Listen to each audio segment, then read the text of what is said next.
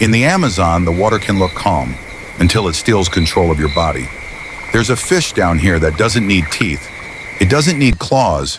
It uses electricity. And one shock at the wrong moment can end the story. Tonight, we're separating myth from truth. No Hollywood, no recycled clickbait. Just what electric eels really do and why they're terrifying in black water. If you're into cinematic nature stories, real science, and the dark reality behind jungle legends, hit like and subscribe. This is Flying River Amazon, and every episode we go deeper, past the rumors, into what the rainforest actually is. Beautiful, brutal, and alive in ways most people never imagine. And I want you to play along with me. Whenever I ask, answer in the comments with one word: real or myth. Deal? All right, first question. Real or myth? An electric eel can knock down a horse. Drop your answer right now, because that claim is one of the biggest reasons electric eels became famous in the first place. And the truth behind it is more complicated than the headline. But honestly, the truth is scarier in a different way. Here's the setting. The Amazon isn't one river, it's a web. Main channels, side channels, flooded forest, backwater lagoons, and slow, muddy creeks that look harmless until you step in.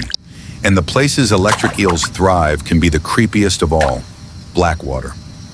Water so dark it looks like ink. Water stained by tannins from decaying leaves and wood, like a giant cup of tea. In some areas it can be more acidic, and it can be low in oxygen, especially in still, swampy pockets. To humans, black water feels wrong. Your eyes search for the bottom and find nothing. Your brain tries to build a map and fails. And when humans can't see what's under them, we imagine. That's where legends grow. But the eel doesn't need legend. Reality is enough. First truth, the electric eel isn't actually an eel. It's a fish, more closely related to knife fish than to true eels. We call it an eel because it's long, smooth, snake-shaped. And when something like that slides through dark water, your instincts don't care what scientists call it. Your instincts just say, danger. And yes, electric eels are dangerous, but not in the way most people think. They don't win by speed. They don't win by teeth. They win by control. Because the electric eel's power isn't only pain, it's the ability to make your body disobey you. Electric eels have large electric organs running through much of their body. Those organs are made of specialized cells that work like tiny biological batteries. One cell isn't impressive, but thousands, stacked, aligned, triggered at the same time, can create a powerful electric discharge. And when that discharge hits muscle tissue, it can trigger involuntary contractions. That phrase sounds clinical, so let's translate it. Your muscles move without your permission. That is the nightmare. Because in water, especially dark water, balance is everything. The bottom can be uneven. Mud can swallow your foot. Roots can catch your legs. Current can pull you. And if you lose control for even a moment, your face hits water, your lungs panic, and your body does the one thing you never wanted to do in a river. It tries to inhale. Now back to the horse story. Is it real or myth? Here's the clean truth. It's mostly a myth that electric eels evolved to hunt horses or kill large mammals as a normal strategy. That's not their world. That's not their menu. But it is real that a strong shock can make a large animal stumble or collapse, especially in water where footing is unstable. And if that animal panics and goes down in the wrong place, drowning becomes possible. So the myth isn't born from nothing. It's born from real danger, plus water, plus panic, plus retelling. That's the Amazon formula. And it leads to the real question. What makes electric eels terrifying isn't just the shock. It's what the shock makes you do at the exact moment you need your body to cooperate. So let me ask you something simple, but revealing. When something touches your leg underwater, do you freeze or do you bolt? In the comments, write one word: freeze or run, because your answer tells me how you handle fear. And it also tells you what kind of danger an electric eel creates. Now here's the part most people don't realize. Electric eels aren't just shock machines. They have something even more unsettling: a sixth sense, electroreception. In black water, eyesight is nearly useless. But the eel can send out low-voltage pulses, tiny electric signals, and read how those signals distort the environment. It can detect objects. It can detect movement. And most importantly, it can detect living animals. Because every living thing leaks electricity in small ways. Nerves firing, muscles twitching, hearts beating. In water, those signals become an invisible fingerprint. To you, it's nothing. To the eel, it's a map. Picture this. You're a small fish hiding in vegetation. You freeze thinking stillness makes you invisible. But you can't freeze your heartbeat. You can't turn off being alive. And nearby, an electric eel drifts slowly, scanning the water like radar. When it finds you, it can choose. Approach quietly or fire. And this is one of the creepiest hunting tricks in the Amazon. Electric eels can shock prey to force involuntary movement, making hidden prey twitch or jerk, revealing its location. Real or myth, electric eels can make hidden prey jump to give away where it is. That one is real, and it's terrifying because it's control. It's like the predator reaches into the prey's nervous system and pulls a string. Now let's talk about the part everybody gets stuck on, voltage. You've heard claims like hundreds of volts. People throw out numbers like they're reading a warning label, and your brain immediately asks, would that kill me? Here's the honest answer. Electricity is not one number, it's an equation. Voltage matters, but so do current, duration, distance, water conductivity, and the path the electricity takes through your body. So if you're thinking one shock means instant death, that's not a responsible way to understand it. But if you're thinking even a smaller shock could ruin me in the wrong moment, that's the right mindset. Because for humans, the most realistic danger is often secondary: falling, drowning, hitting your head, dropping your paddle, panicking, or losing control at the worst possible time. So answer this, real or myth? The biggest danger from an electric eel is drowning, not the shock itself. That's a trick question, because it's both. The shock is the trigger. Drowning can be the outcome. The danger is the combination. Shock plus environment plus human reaction. And the Amazon is the worst environment to lose control. Now here's another truth that makes electric eels more common in certain habitats than you'd expect. Electric eels can breathe air. They're fish, but they can come to the surface and gulp air, absorbing oxygen through specialized tissue. That means they can thrive in low-oxygen habitats, swamps, stagnant pools, muddy channels, places where other fish struggle. And those are the same places humans often wade, fish, or cross because the water looks shallow and safe. In the Amazon, shallow is not the same as safe. Now let me bring you into a field moment, because this is how legends become real in memory. You're traveling by canoe on a narrow blackwater channel. The sun is dropping.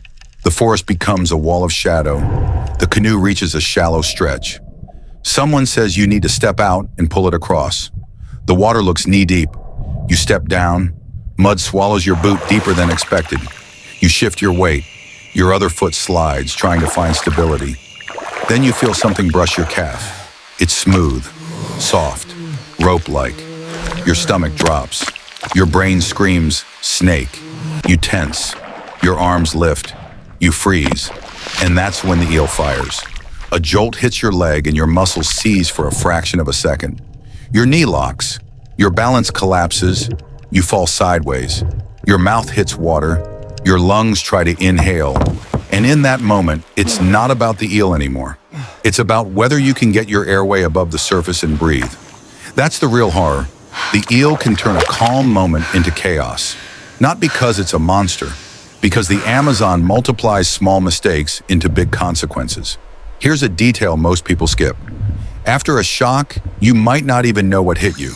All you know is pain and surprise and panic. So your brain fills in the blank with the worst thing it can imagine. That's how myths survive. Now let's address one of the most viral claims, because it sounds like pure clickbait. Real or myth? Electric eels can jump out of the water to shock you more effectively. The word jump makes it sound like a movie monster. But here's the reality. There have been reports and observations of electric eels rising up and pressing against a threat, getting closer, making contact more direct, and increasing how much of the discharge reaches the target. So if you answered real, you're on the right track. And if you're thinking, okay, but they're not hunting people, you're right. Electric eels aren't out to get humans. We're too big and not worth it as prey. Most encounters happen because humans enter eel habitat, accidentally step on one, trap one, or surprise one. But not aggressive does not mean not dangerous. A rattlesnake doesn't want you either. But if you step wrong, intention doesn't matter. Now I want you to understand why electric eels scare people more than animals with teeth. Humans are wired to fear invisible threats. Germs, poison gas, radiation, electricity. Teeth are visible. Your brain can judge distance. Your instincts recognize the shape of the danger. Electricity doesn't look like anything until it hits you. So the electric eel taps into a fear category that feels modern. Teeth feel ancient. Electricity feels industrial. It feels like a weapon invented by humans, but it wasn't. Nature got there first. In the comments, answer this: teeth or electricity? Which fear hits you harder? Now, quick myth cleanup. Clean and memorable. Myth: electric eels shoot electricity through the air at long range. Truth: their discharge is most effective at close range, especially in water. Myth: one shock and you're dead. Truth: many shocks won't kill a healthy adult directly, but they can create dangerous situations fast. Myth: electric eels shock constantly. Truth: high voltage discharges cost energy. They use them strategically. Myth: electric eels hunt humans. Truth: most human encounters are accidents. Humans entering eel space. Now let me ask you something personal. If you got shocked while standing in chest-deep water, what happens first? Panic or control? You don't have to explain, just write one word: panic or control. Because in water, the first few seconds decide everything. Now I want to go one level deeper, past the science and into the feeling. There's a specific kind of silence on black water at night. The insects scream, but the river itself feels muted, like the surface absorbs sound. Your flashlight beam hits the water and dies. It doesn't reveal depth, it just disappears. And that does something to the human brain. When you can't see the bottom, imagination becomes a survival tool. Every ripple becomes a warning. Every brush against your leg becomes a threat. Your heart rate rises even if nothing is happening. And here's the uncomfortable truth. In the Amazon, that anxiety isn't irrational, because nothing happened is not the same as nothing is there. Reality check.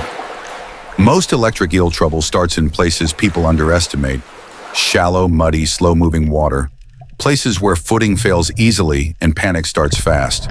And here's why water changes everything. A shock on dry ground is pain and surprise. A shock in water can become instability, inhalation, and drowning risk. Water is the multiplier. Water is the stage. Now, another detail people forget: electric eels can fire repeatedly, rapid bursts when threatened or when stunning prey. Repeated shocks can keep your muscles unreliable, and that makes it harder to regain control, which leads to the survival mindset in one sentence. In eel country, your goal is not to beat the eel. Your goal is to keep control of your airway and your balance. That's it. So here's the practical checklist. Simple enough to remember under stress. If you're crossing questionable water, step slow, test with a pole, keep your stance wide for stability. Don't carry heavy gear that throws off balance. If you're with someone, keep them within arm's reach. If you're exhausted, don't push it. Fatigue turns small problems into disasters. If you feel a shock, don't thrash, don't flail. Get stable, get your face up, breathe. Move slowly toward the safest exit, even if it's not the fastest. Now tell me the truth about yourself. In the comments, write calm or panic. Which one do you think you'd be in the first second after a shock? Because the Amazon doesn't reward denial. It rewards honesty and preparation. Now here's the biggest truth of the night. Electric eels aren't evil. They aren't monsters. They are a perfect adaptation to an environment that rewards hidden senses. And the Amazon is full of hidden senses. That's why this rainforest still surprises people. It's why myths keep forming, because reality is already extreme. So here's my final prompt. Real or myth? The Amazon is more advanced than we are, just in a different language. Drop it. Because in these rivers, nature built a living taser long before humans built electricity into our cities. And that's the truth behind the nightmare. The jungle doesn't need legends to be terrifying. Reality is enough. Now, before we end, you choose the next Amazon nightmare. Option 1, Stingray, hidden in the mud, waiting for a footstep. Option 2, Caiman, the log that becomes a mouth. Option 3, Candiru, the legend that refuses to die. In the comments, write one word: Stingray, Caiman, or Candiru. And subscribe, because we're going deeper. Because in the Amazon, the scariest thing isn't what you can see, it's what you can't. And somewhere beneath that black surface, a living current is still moving, still breathing, still wired to the river like a nightmare with a heartbeat.